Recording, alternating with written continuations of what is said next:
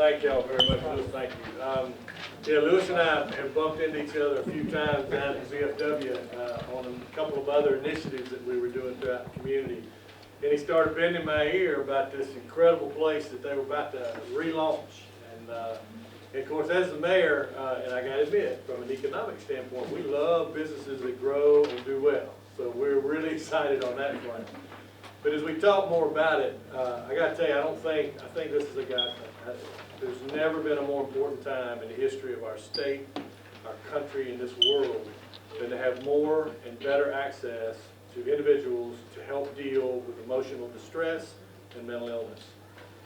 The year we've just gone through, and we're not through it yet. We're getting very, very close, but we're not through it yet. And we talk a lot about the physical impacts of COVID-19. And sitting in the mayor's office and meeting with the mayor's medical response team and talking to people from our EMA, we focus on that medical health issue, that physical health problem that COVID creates. And we talk about the financial piece. And the piece that is there, kind of lingering right behind them, only in notoriety, not in severity, is the emotional and mental impact of seclusion. I've got an 88-year-old dad, former military helicopter pilot, lives right next door. And I have watched him, he's tough as scrap iron, so I mean, he ain't hurt. But I have noticed that from a cognitive standpoint, from an engagement standpoint, things have, I mean, for a year, for an 88-year-old man sitting in that house with primarily a fat little pug in his lap, and that's his social interaction, we see a difference. Now, he's the youngest 88-year-old I know, so he's rebounding somewhat with that, but it kind of highlighted the fact that the mental side of this disease can be devastating if we don't have organizations like yours, Sabrina, to try to provide an outlet, provide some respite, and provide some counseling for those individuals. And then when you couple that with the fact that we have seen a complete cultural shift with regards to violence in our community. A lot of domestic violence, families that have been cooped up together. And it terrified me the more we got into this pandemic, thinking about the school children that may not have a positive environment, and yet they're not able to go to what has been their safe haven, and that's the schools, right? So we're being hit from all sides with emotional stress and mental illness. We were just talking about some of the homeless population. Home for Good does a good job with that. And most of the folks that are still homeless, I won't say they want to be, but I'll tell you they've got underlying issues, whether it's mental illness, whether it's some type of dependency issue. So all of those subgroups are in desperate need of some direction. And so I just want to congratulate you on today, because this is a monumental achievement, and it could not be a better time for you to expand your organization. So on behalf of the council and our city manager, Isaiah Hughley, and the nearly 200,000 people that live in Columbus, Georgia, thank you. Thank you. Welcome to another episode of Veterans View, and we're here in beautiful Columbus, Georgia, right off of Manchester Expressway, and we're here at the Transformation Counseling Service, another service for veterans. And we're here with Mayor Skip Henderson, and he's going to tell us about what Transformation Counseling Services will provide for the veterans here in the Chattahoochee Valley. I'll tell you, we've got such a great partnership with the soldiers and our veterans in Columbus. I mean, that's the reason I'm in Columbus. My dad was a veteran and was stationed here when I was born. And listening to the speakers today, so many veterans, they perform such vital services, and then when they exit the military, they're kind of in a place where they don't really know what to do. They don't have any real sense of self-worth. And listening to Sabrina and to Lewis and what they provide, it's such an outstanding service, because it addresses the entire soldier, the entire veteran, not just the mental or the emotional aspect, but also the spiritual, the physical, and the emotional. So we're really excited about this organization continuing to serve veterans here in the Valley. Well, that's great.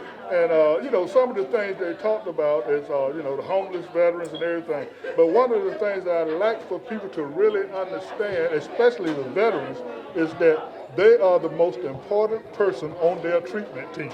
Absolutely. They should not ever forget that they are the most important person on their treatment team. And they need to tell the doctor what they are feeling instead of trying to tell the doctor how to do their job. Exactly. Everybody else is a support system for the veteran. The veteran has to be able to communicate. And the hardest thing that, from my understanding, for a lot of the veterans to get over is the ability to talk openly about things that they think make them appear weak.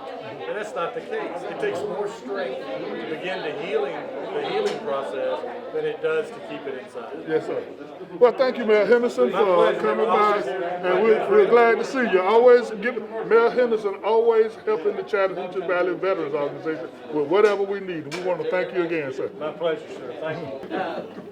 One thing I will tell you, after serving for 27 years, you would think that I had it all together. Anyone who served that long should have it all together. And so, but what I realized, and I always use myself as an example, is there's a whole different world on active duty versus non-active duty. Let's be as real as we can about this. Because while you're on active duty, from the time that you walk in that gate or you get on that bus and go to basic training, you are trained to do a certain thing. And that's all you're trained to do. It's to protect this country. That's it. But in the course of that, they have to change your whole way of thinking and your mindset in order to get you into that fighting mode. So the Army or the military force as a whole does something really unique. They cater to all of those things that you need on a daily basis so that you'll be able to function and fight as you should be. So let's say, for instance, if you were hungry, there's the mess hall. If your finances are wrong, there's the finance building. If you're sick, you come see me. If you're not mentally stable, you go see CMH.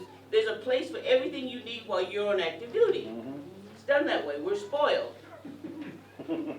I know. I spoiled the heck out of my soldiers because I wanted them to always keep in mind what their one point and goal was. That was to protect this country. Now here's the caveat to that, though. You give your all, and then it's time for you to either retire or ETS because you want to do something different with your life. Now, mind you, if you did not retire and get that green ID card, then a blue ID, what color is my card? Blue? Okay, it's blue. But if you don't have one of those cards, once you walk out that gate, you are out that gate. They thank you for your service, give you a bus ticket, plane ticket, rental card, and get you where you need to be, and that's the end of it. So what happens between that and you getting home? I'm sweating because I'm old, okay? So what happens is you go home, and mom and dad and the family's proud to see you, and they have barbecues, and they have all kinds of fun stuff for you. After about 3 months, though, they start thinking, when you gonna get a job? And didn't the Army give you stuff to make you ready for this? What they don't realize is that is exactly what the Army does not do. So between you leaving and then becoming a productive citizen, there's a huge chasm. And that's what a lot of us fall into. That's what we fall into because we don't know the direction we're supposed to take. We don't know about housing. A lot of us young soldiers who leave after 2 or 3 years don't even know how to pay a bill or get a credit card or pay a deposit for a light bill. So what happens is you go into that thing called that PTSD mode because you become very, very depressed about the fact of once being a superhero, and now you're just another guy on the streets because they don't know you. You're in the same clothing, we look the same, and especially if you're a female. Even when you're on active duty, they don't know you're on active duty. So understand what I'm saying is, because of that, and I'm using my own life, and my mouth is very dry. Can I get my water, please? I'm sorry. So what I did was,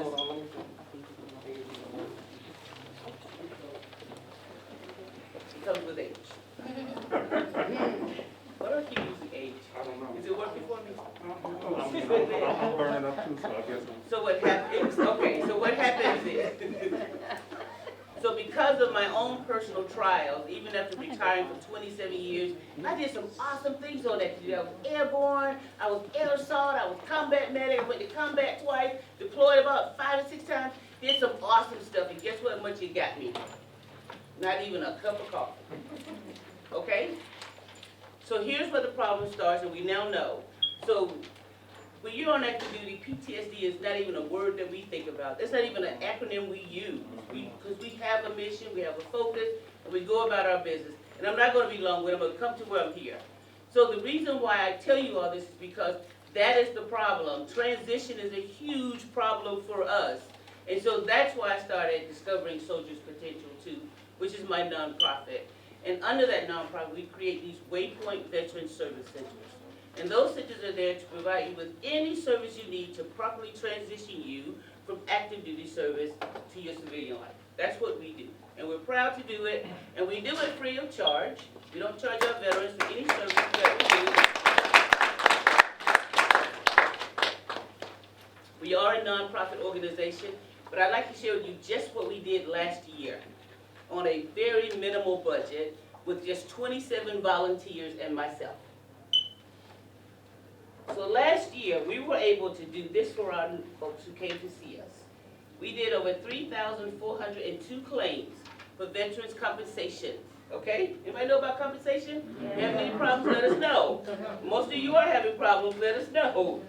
And I'm good at that because that was my job in the military. I was in the Armed, the Medical Service Corps, I was IG oversight for that kind of stuff. So those kind of things you need out here came in good use for me to help you.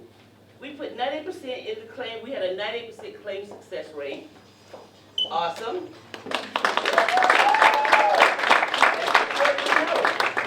We had over 17,390 plus volunteer hours from the 27 guys who helped you this year. We had 37 veterans that transitioned to permanent housing from homelessness. We renovated one home in order to provide housing for 5 females. It's called our Phoenix House. It's a transitional home where a female, because we have a lot of homeless females, they can come there, stay up to 24 months, we help them transition, help them get themselves back on track, they save money, we get them jobs. Everything they need to be successful is what we do at the Phoenix House. It's all by donation, it's all based on the hard work that my volunteers do. My name is Leroy Davis. I am a proud retired Navy veteran, 21 years in the world's greatest Navy. Airborne! Airborne! You know, as I was listening to Miss Brownlee speak, I need to speak with you after we finish because we are doing a lot of things on both sides of the river. Yes, sir. And I think to get to know you and you to get to know me, Yes, sir. we can help each other help veterans. I'm not scared to come to Alabama. Right. You know, I live in L.A., so that's Lower Alabama. As I stated, I run the Russell County Veterans Council. Also, I run the Chattahoochee Valley Veterans Organization, which consists of 9 different veteran organizations from the American Legion to the VFW to St. James Veterans, just to name a few. We work together. We put on the Veterans Banquet every year at St. Luke. So you guys might want to start getting you a ticket because you're missing a great banquet. You can ask Skip about that. The other things I do, I am a mentor coordinator for Veterans Court in Russell County. We have a lot of veterans that have issues, whether it's with PTSD, alcohol, drugs. One of the things that goes on that a lot of people don't understand is when veterans come back from combat, and they may have issues because they lost a partner, a battle buddy. They especially snipers who lost a spotter. They have issues of reliving that. And the first thing that some of our providers want to do is put them on pills. Put them on pills and watch a movie. I went to the jail to get one sniper out of jail in Russell County to put him in the Veterans Court. And the first thing he said to me was, "Mr. Davis, you're the only someone who has sat down and talked to me. Everybody else give me pills and say, watch this movie. Give me pills, watch this movie." So after they collect enough money from one place, they send them to Warrior, Alabama. They get up to Warrior, watch this movie, take these pills. And they come back. I got into it with a first lieutenant in the courthouse. He came to chapter 35, the guy out of the Army, instead of giving him help. Instead of sending him to Tuskegee, to the VA for mental health treatment, he came and chaptered him out. And my question to him was, if you chapter him out and he trip off line and he's a trained sniper, our forces are not geared to deal with that. right away. So we have to combine forces at that point with Columbus or anybody else who we can get help from. Because our soldiers and sailors and airmen are trained very well to do their job. And we just need to do our job and take care of them when they come out. And taking care of veterans is not the whole thing. We have to take care of their family too. You can't take care of one without taking care of the other. So that's it in a nutshell. The Russell County Veteran Council, the Chattahoochee Valley Veterans Organization, Veterans Court Mentor, and of course my Veterans View Show. And you can go to Beam 7 TV on YouTube, and you can watch all 36 shows that I've done for the last 5 years. And we're constantly doing it. If you are a veteran organization, or if you are a veteran who has his own business, you want some free publicity, call me. I'll come out and shoot your business so that you can get all that publicity and people can start coming to you. Okay, thank you. I'm glad to be here today at Transformation Counseling Service. And tell us a little bit about your history. Yes, I am a spouse of a veteran. My husband served in the military for over 17 years, and he retired out in Columbus in 2014. And at that time, it was a challenging transition for my family because my husband was in the service, my father, my uncles. So that's all I practically grew up in was veterans and active duty. And so I wanted to give back to the community because I'm a therapist and I want to know how can I get involved in this treatment, what are some things I could do to better serve not just him but our community. I served with working at the Columbus Vet Center for 3.5, almost 4 years. And at that time I enjoyed working with the active duty and veterans, but I wanted to better serve the community, not just the veteran itself, but the whole family. And now I'm able to do that. So I opened up Transformation Counseling Service June of 2017. And I've been working with veterans, active duty, and their families. And anyone else that have behavioral issues such as bereavement, military sexual trauma, PTSD, depression, anxiety. Those are just some of the disorders that are here at Transformation.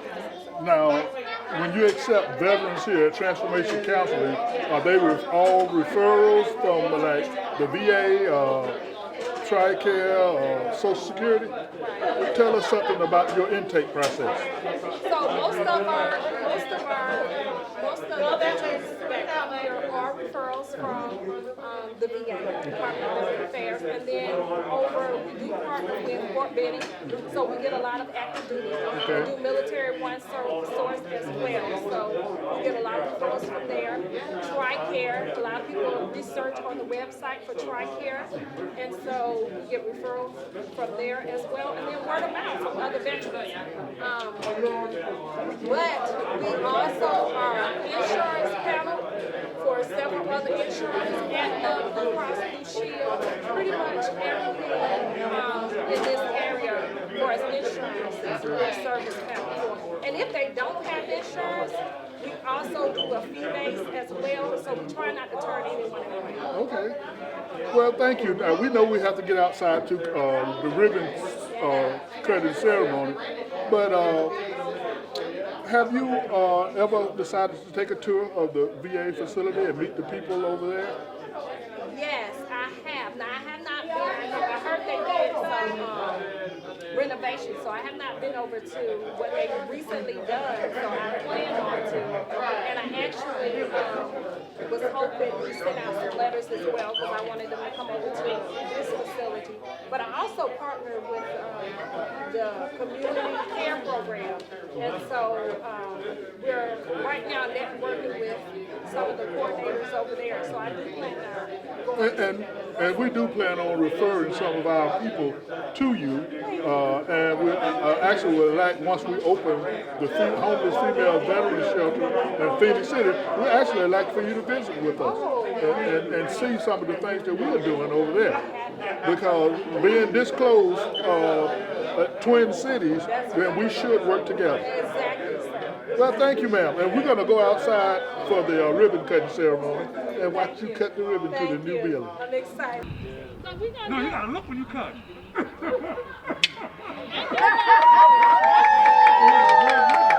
We've moved on the outside of this brand new facility, Transformation Counseling Center, and we have Miss Brownlee here with us this afternoon, and Mr. Butler here. Mr. Butler has written a book. Miss Brownlee has her own 501c3. So we want you to tell us something about your mission and your 501c3. So my 501c3 is Discovering Soldiers' Potential 2, and my vision and focus is to eradicate homelessness amongst our veterans population and to provide informative and productive transformation services to our veterans coming home from active duty. That's great. And Mr. Butler, forgive me. Mr. Butler had written a book, and his book is Warriors Married to His Wife. With PTSD. And a lot of people don't understand that the PTSD does affect your family. Yes, it does. And it affects your children, your spouse. And that's why everybody in the house. And that's why we have the vet center and different places like that so you can get family counseling and everything. But tell us a little something about your book. Well, I wrote this book at 2 o'clock in the morning. God wanted me to write the book at 2 o'clock in the morning.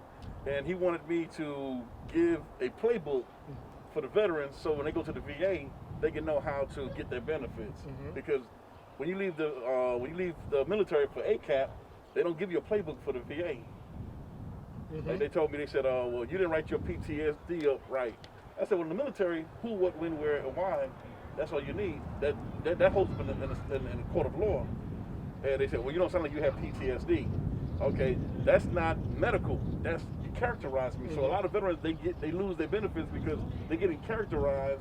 But they're getting characterized by doctors that's not PTSD specialists, but they may be foot doctor, or they might be a dentist because they got MD in front of their names. And we have to stop that. So I wrote the playbook to let the veterans know that, hey, there's another way to get around that.